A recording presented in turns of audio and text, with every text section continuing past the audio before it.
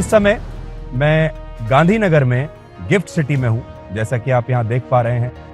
और आपने gateway of India का नाम सुना होगा, आपने इंडिया गेट का नाम सुना होगा, लेकिन इस समय हम एक और भविष्य के गेटवे ऑफ इंडिया पर खड़े हैं। और वो मैं इसलिए कह रहा हूं क्योंकि ये गेटवे ऑफ इंडिया है ग्लोबल फाइनेंस सर्विसेज के मामले में।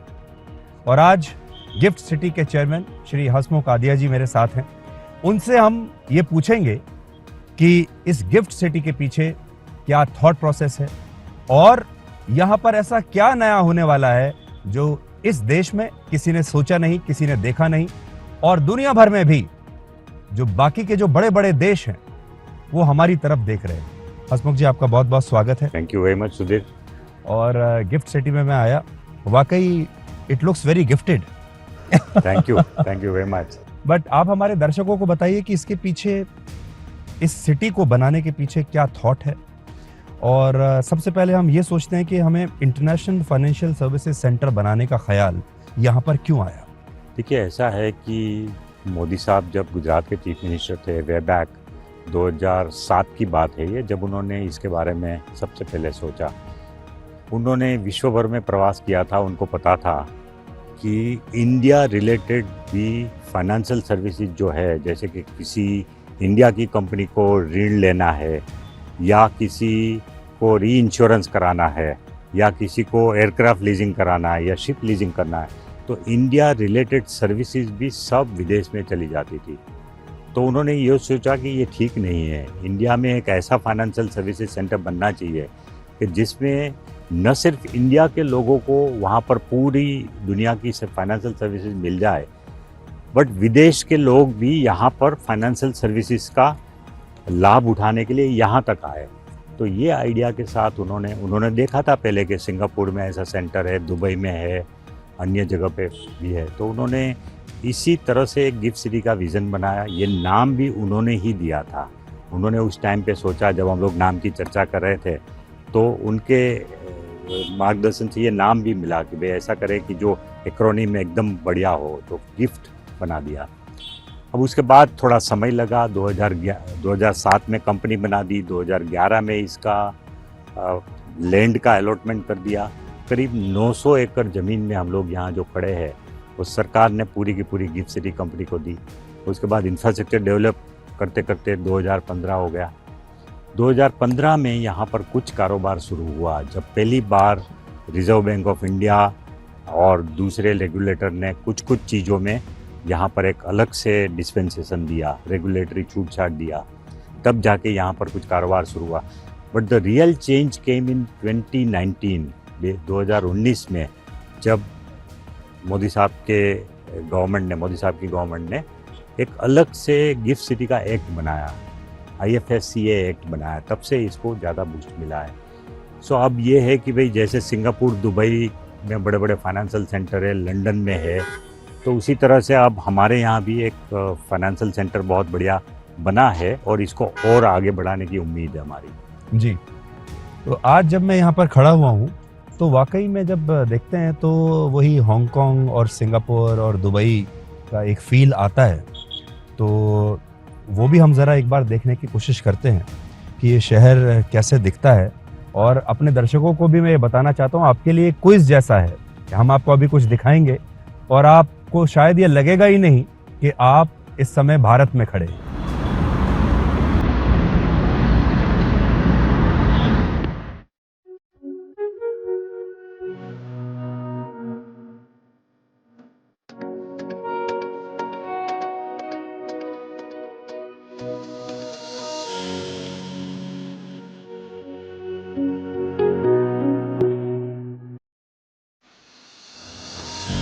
सर, आज जब हम बात कर रहे हैं कि हम इसको एक ग्लोबल फाइनेंस हब बनाना चाहते हैं, दुनिया भर की जो टेक कंपनीज हैं, फिनटेक सेक्टर के जो बड़ी बड़ी कंपनीज हैं, वो यहाँ पर आएँ, लेकिन हम उनको ऐसा क्या ऑफर कर रहे हैं यहाँ भारत में कि ये सिंगापुर, हांगकांग, दुबई, इतनी दूसरी सेंटर्स को छोड़कर यहाँ आ जाए? देखिए, जो दूसरे सेंटर विकसित हुए हैं उसके पीछे भी एक हिस्ट्री है। ये सब सेंटर में उन देशों ने फिनटेक इंडस्ट्री और फाइनेंशियल सर्विसेज सेक्टर के लिए पूरा का पूरा छूट दिया है इनकम टैक्स में। अब वही चीज़ हमें इंडिया में करनी पड़ेगी अगर उनके साथ कॉम्पीट करना है। तो अभी जो गिफ्ट सिटी में लोकेट करने वालों के खास करके जो IFSC एरिया है, इंटरनेशनल फाइनेंशियल सर्विसेज सेंटर, तो उसमें जो लोकेट करते हैं फिनांस कंपनी या फिनटेक कंपनी, उनको 15 में से 10 साल का इनकम टैक्स में छूट मिलता है, no income tax at all. GST का पूरा छूट मिलता है, there is no GST on whatever they purchase और whatever services they are giving within the GIFT City. And also there is no stamp duty on any transaction of lease और rental whatever, or even ownership, whatever documents are made. So there is no stamp duty. So these are the 3 financial benefits that they have. And apart from that, of course, we have to create an ecosystem in which there is ease of doing business. There is a smart living available here. The quality of infrastructure has to be world class, and all other facilities have to be there. So these are the things in which I think we are doing better than probably some other countries in India. हमारे जो NRIs हैं, जो दूसरी जगहों पर पैसा लगाते हैं, भारत से बाहर अपना पैसा लगा रहे हैं, उन्हें भी आप अट्रैक्ट करना चाहते हैं कि वो यहाँ आए? बिल्कुल। तो ये NRIs के लिए मैं पूछ रहा हूँ, जो हमारे भारत के लोग बाहर रहते हैं, कि उनके लिए सर के पास क्या है? ऐसा है कि जो एक बड़ी इंडस्ट्री है फंड मैनेजमेंट इंडस्ट्री, लोग अपने पैसे जो है वो इक्विटी में या तो डेट में, म्यूचुअल फंड के माध्यम से या ऑल्टरनेटिव इन्वेस्टमेंट फंड में प्राइवेट इक्विटी के माध्यम से वो लगाते हैं अपने पैसे, खास करके NRIs भी। तो यहाँ पर करीब करीब 200 फंड अब बन गए हैं जो कि NRI प्लस दूसरे लोगों के पैसे यहाँ पर लाने की कोशिश कर रहा है और काफ़ी सारा सक्सेस मिला है इसमें। सो नाउ पहले ये सब फंड होते थे जिसमें NRI भी सिंगापुर में जाके इन्वेस्ट करते थे, अब ये फंड यहाँ पर लोकेटेड है और यहाँ से बैठ के वो फंड जो है पूरी दुनिया की इक्विटी में इन्वेस्ट कर रहा है, चाहे एशियन कंट्री हो, चाहे न्यूयॉर्क स्टॉक एक्सचेंज हो, वो सब में यहाँ से ही इन्वेस्टमेंट हो रहा है। जी, अब मैं आता हूँ स्मार्ट सिटी की तरफ। तो देखिए, आज हम जहाँ पर खड़े हुए हैं, अक्सर ये कहा जाता है कि जो ग्लोबल फाइनेंशियल हब हैं या इस तरह के जो फाइनेंशियल सेंटर्स हैं, IFSC हैं, वहाँ सिर्फ कंक्रीट जंगल्स हैं। अगर आपको एक ऐसी ज़िंदगी जीनी है जहाँ हरियाली भी हो, जहाँ चिड़िया के चहचहाने की, पक्षियों की आवाज़ें भी आती हों, जहाँ शांति भी हो, पॉल्यूशन भी ना हो, बहुत ज़्यादा ट्रैफिक भी ना हो, तो ऐसा कैसे हो सकता है? और आज हम बिल्कुल ऐसी ही जगह खड़े हैं जहाँ पर मैं सुन पा रहा हूँ कि पक्षियों की आवाज़ आ रही है, आसमान में पक्षी उड़ रहे हैं, चारों तरफ हरियाली है, और आपको ऐसा लगता है कि एक ऐसा मिश्रण है जहाँ बड़े बड़े दफ्तर भी हैं और फाइनेंशियल डीलिंग्स भी हो रही हैं और आप एक रिजॉर्ट में रह रहे हैं। यही तो स्मार्ट सिटी और गांधीनगर की पहचान है। Actually Gandhinagar is a new capital of Gujarat and it's one of the greenest capital of India. और वही चीज़ हमारा जो गिफ्ट सिटी है, it is in between Gandhinagar and Ahmedabad. It is a tri city kind of a thing. आजकल सब लोग ease of living चाहते हैं, उनको न पोल्यूशन चाहिए, न ट्रैफिक जाम चाहिए, और ऑफिस जाने में भी बिल्कुल टाइम नहीं लगे। तो ये जो हमने सिटी का प्लानिंग किया है, उसके पीछे वही है कि वॉक टू वर्क कॉन्सेप्ट है, कि लोग यहीं पर रहे और तुरंत ही वॉक करके भी अपने वर्क के स्थान पर जा सकते हैं। इन एडिशन, ये जो सिटी का जो इंफ्रास्ट्रक्चर प्लानिंग है वो इस तरह से है कि आपको कभी कोई एक भी वायर बाहर नहीं दिखाई देगा, आपको एक भी पाइपलाइन बाहर नहीं दिखाई देगी, बिकॉज सब कुछ अंडरग्राउंड है, सब कुछ अंडरग्राउंड है। तो इस तरह से भी इतना बढ़िया प्लानिंग हुआ है इस सिटी का। एक तरह से आप कह सकते हैं कि सबसे ब्यूटीफुल स्मार्ट सिटी इसको कह सकते हैं। स्प्रेड आउट है, ग्रीनरी है, ओपन है, पोल्यूशन कंट्रोल लेवल। इनफैक्ट अभी जो दिल्ली में और बाकी सिटी में जो AQI की बात हो रही है, यहाँ का average AQI through out the year is below 25। देखिए, मैं आज सुबह ही मैं दिल्ली से आया हूँ और मैं बता सकता हूँ कि दिल्ली में मेरे ख्याल से 400-500 के करीब AQI रहा होगा जब मैं चला, और जब मैं यहाँ उतरा हूँ तो एकदम से मेरा जो शरीर है उसने ये महसूस किया, मेरे लंग्स ने, कि किसी बहुत अच्छी जगह आए हैं और बार बार यहाँ सांस लेने का मन करता है। तो यही एक गिफ्ट सिटी की विशेषता है, smart city, clean city and green city. जी, बहुत सारे लोग ये भी कहते हैं कि ये एक अपने ही देश में एक दूसरा देश है, जहाँ के नियम कायदे अलग हैं, कानून यहाँ के अलग हैं, यहाँ आपने जो हमारे देश में जो पूरी व्यवस्था होती है जिसको हम गवर्नेंस कहते हैं, जो हमारे पुराने पारंपरिक तरीके हैं गवर्नेंस के, शहरों को चलाने के, उन सबको आपने तोड़ दिया है और कुछ नया आप करने की कोशिश कर रहे हैं। इसमें ऐसा है कि यहाँ पर एक ही अथॉरिटी है जो मतलब कि सिटी का मैनेजमेंट करती है, गिफ्ट सिटी कंपनी। तो इवन अर्बन अथॉरिटी का भी पूरा का पूरा जिम्मा जो है वो गिफ्ट सिटी कंपनी को दिया गया है। तो गिफ्ट सिटी कंपनी ने इस पूरी प्रक्रिया में इतना ईज ऑफ बिजनेस कर दिया है कि अगर आपको बिल्डिंग परमिशन चाहिए तो भी तुरंत मिलेगी, आपको कंप्लीशन सर्टिफिकेट चाहिए तो भी तुरंत मिलेगा, फायर का एनओसी चाहिए तो भी तुरंत मिलेगा। तो इस तरह से एक आप कंट्री के अंदर एक अलग से व्यवस्था हमने ऐसी खड़ी की है कि जिसमें सबसे ज़्यादा ईज ऑफ लिविंग हो, सबसे ज़्यादा। जी, हमारे देश में कनेक्टिविटी देखिए बहुत बड़ा इशू है। हमने गुरुग्राम में देखा कितनी बड़ी बड़ी मल्टीनेशनल कंपनियों के दफ्तर हैं। हम नोएडा में देखते हैं, हमने पुणे देखा है, हमने बेंगलुरु देखा है, हैदराबाद को भी देखा है, लेकिन सब जगह कुछ मूलभूत समस्याएं हैं। एक तो ट्रैफिक की बहुत समस्या है और कनेक्टिविटी की बहुत बड़ी समस्या है। इस प्रॉब्लम को आप कैसे दूर करेंगे? देखिए, सबसे पहले तो एयरपोर्ट से गिफ्ट सिटी का टाइम वाइज डिस्टेंस सिर्फ 20 मिनट्स है। आप एयरपोर्ट में लैंड करो, गिफ्ट सिटी 20 मिनट्स में आप पहुंच जाते हैं अभी के हिसाब से। वो और भी कम होगा क्योंकि रिवर फ्रंट बन रहा है गिफ्ट सिटी के सामने, और रिवर फ्रंट वाला रोड जब बन जाएगा तो आपको एयरपोर्ट से सीधा यहाँ एक्सेस मिलेगा। 10 मिनट में आप गिफ्ट सिटी पहुँच पाओगे। और यहाँ से जो स्टेट का कैपिटल है गांधीनगर, वहाँ अगर आपको जाना है तो एग्जैक्टली 12 मिनट लगती है। It is so close.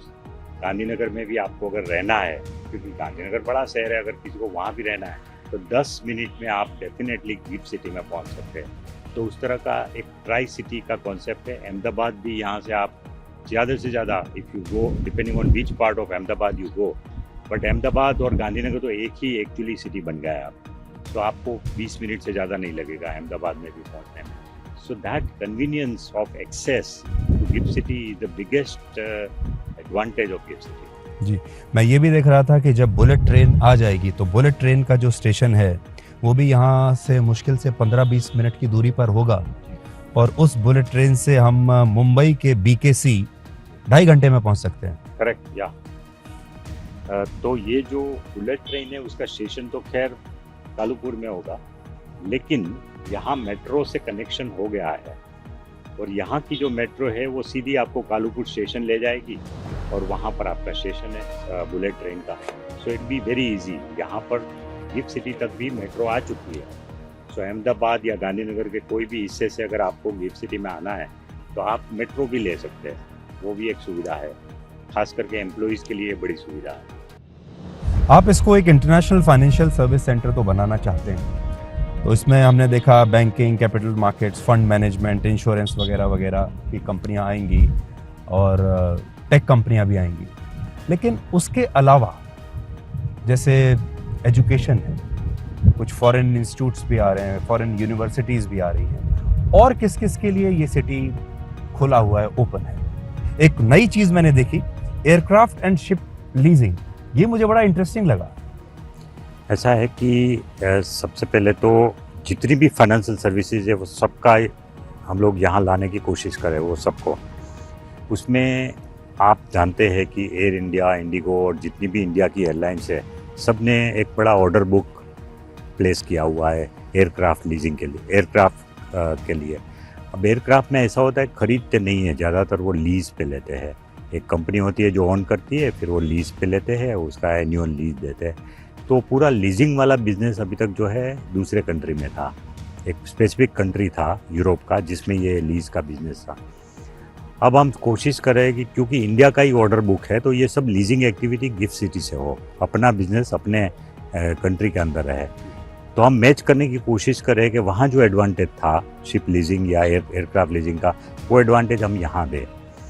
दूसरी जो आपने बात कही कि भाई in a financial city you need educational ecosystem to give right kind of manpower to the industry.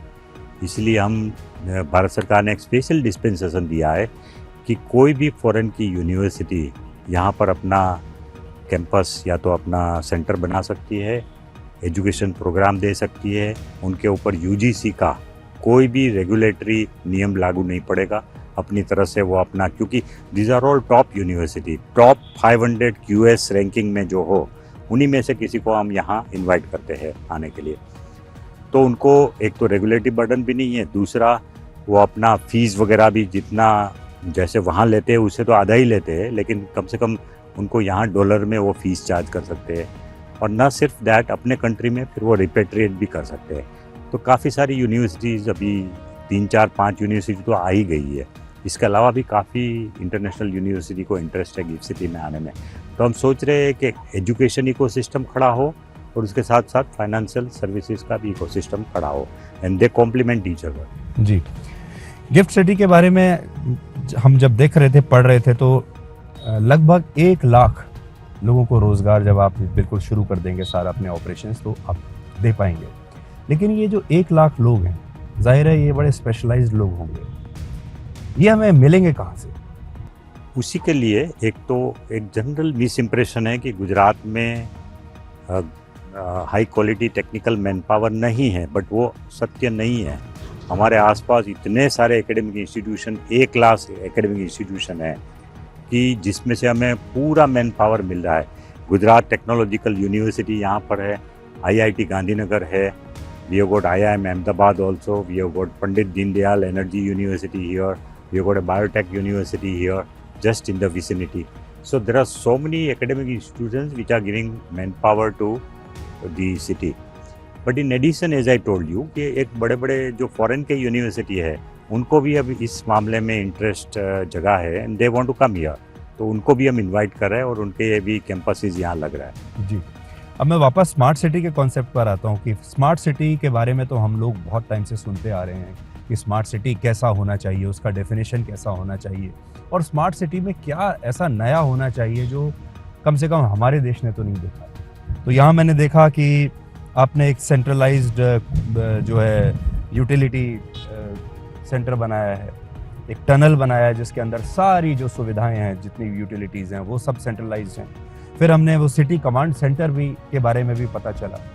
तो ये कॉन्सेप्ट क्या पहली बार भारत में आ रहा है, और इस कॉन्सेप्ट के बारे में थोड़ा हमारे दर्शकों को बताइए। नहीं, ज़्यादातर सिटी ऐसे होते हैं कि जो पहले से प्लान्ड सिटी नहीं होते हैं, उनको ये सुविधा नहीं होती कि हम पहले से ही यूटिलिटी कॉरिडोर बना लें ज़मीन के अंदर, जिसके अंदर से सब यूटिलिटी की पाइपलाइन, वायर्स, वो सब उसमें से जाए।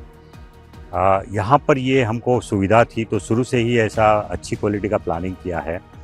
सेंट्रलाइज कूलिंग का फ़ायदा ये है कि नॉर्मली हर बड़े बिल्डिंग के पास एक एयर कंडीशनिंग प्लांट लगता है, and which is very inefficient. तो हमारा पूरे सिटी का एयर कंडीशनिंग प्लांट एक ही जगह पे है, it is called district cooling centre. और वहाँ पर कूल वाटर, माइनस टेम्परेचर वाला कूल वाटर, वो यूटिलिटी कॉरिडोर के माध्यम से, पाइपलाइन से हर बिल्डिंग को जाता है, और हर बिल्डिंग उस कूल वाटर का यूज़ करके सिर्फ उनको अपने फैंस वगैरह लगाना है, अपने अपने यूनिट लगाने हैं, जिसमें कोई कूलिंग नहीं करना है, सिर्फ डायरेक्ट कूल वाटर को वो एयर में कन्वर्ट करते हैं। और एयर कंडीशनिंग पूरे जितने भी बिल्डिंग है गिफ्ट सिटी में, उन सब का एयर कंडीशनिंग का पानी एक ही जगह पे ठंडा होता है डिस्ट्रिक्ट कूलिंग सेंटर में। जहाँ तक कमांड एंड कंट्रोल सेंटर की बात है, of course quite a few cities have tried, वो तो है ही, वो प्रेवेलेंट प्रैक्टिस है, अभी बड़े बड़े सिटी में होता ही है। लेकिन यहाँ का कमांड एंड कंट्रोल सिस्टम न सिर्फ सिक्योरिटी का एपरेटस है, लेकिन यहाँ हम लोग पूरा वो जो सिटी का मैनेजमेंट है वो भी कमांड एंड कंट्रोल सेंटर पर है। पानी की लाइन कहाँ अगर कहीं भी ब्रीच हुआ है, तो इलेक्ट्रिसिटी में अगर थोड़ा सा भी फ्लक्चुएशन होता है तो भी पता चल जाता है। सो जितने भी यूटिलिटी है उसका भी मैनेजमेंट हमारे कमांड एंड कंट्रोल सेंटर से होता है। तो ये कुछ नई बातें हैं। और उसके अलावा भी जो भी नए नए कॉन्सेप्ट आ रहे हैं स्मार्ट सिटी प्लानिंग के, वो सब हम यहाँ लाने की कोशिश करें। खैर CCTV वगैरह तो हर जगह है ही, और वो होते ही है, उसका भी मॉनिटरिंग वहीं से होता है। एक एक गाड़ी जो गिफ्ट सिटी में आती है उनका सबका नंबर प्लेट के साथ वहाँ रजिस्टर होता है। जैसे ही गाड़ी एंटर करेगी, कौन से नंबर की गाड़ी कितने बजे आई, और वो नंबर प्लेट जो है वो AI रजिस्टर कर लेगा।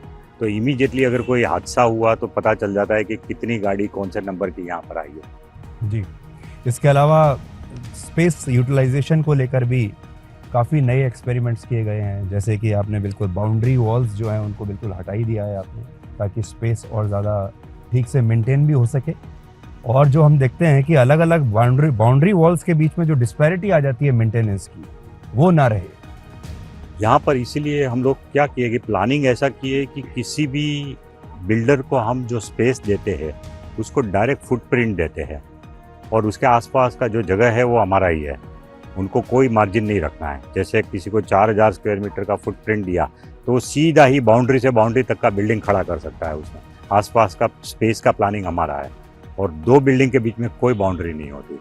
तो एक तो मेंटेन करना भी इजी होता है, विजिबिलिटी भी अच्छा होता है, और दूसरा जहाँ तक पार्किंग का सवाल है, हर बिल्डिंग का अपना 5 या 6 मजले का अंडरग्राउंड पार्किंग है, वो खुद का रिक्वायरमेंट पूरा अंदर ही होना चाहिए।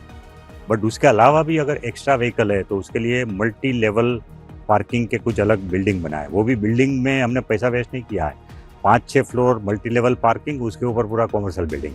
तो इस तरह का प्लानिंग यहाँ जी, तो इसका मतलब यहाँ सड़क पर गाड़ी पार्क करने की आवश्यकता नहीं पड़ेगी। टेम्पररीली कुछ टाइम के लिए है, क्योंकि अभी कुछ 2-3 मल्टी लेवल पार्किंग बन रहा है, तो अभी जो गेस्ट के व्हीकल है वो सब बाहर कुछ रहते हैं, लेकिन जैसे ही पूरा सिटी का डेवलपमेंट पूरा हो जाएगा वो समस्या बिल्कुल नहीं रहेगी। देखिए ये भी कितनी बड़ी चीज़ है, भारत जैसे देश में जहाँ अब आधी सड़कें पार्किंग में ही चली जा रही हैं, वहाँ ये it's a very good experiment. एक निजी सवाल पूछना चाहता हूँ, और जो हमारे देश में न्यूज़ देखने वाले लोग हैं, पावर कॉरिडोर्स में इंटरेस्ट रखने वाले लोग हैं, जो दिल्ली में क्या चल रहा है वो देखने वाले लोग हैं। हसमुख आदिया जी रेवेन्यू सेक्रेटरी रह चुके हैं भारत सरकार में दिल्ली में, और उसके बाद आप यहाँ गिफ्ट सिटी के चेयरमैन बने। अब कहने को तो आप रेवेन्यू सेक्रेटरी थे और यहाँ पर फाइनेंशियल सर्विसेज और ये फाइनेंशियल हब है।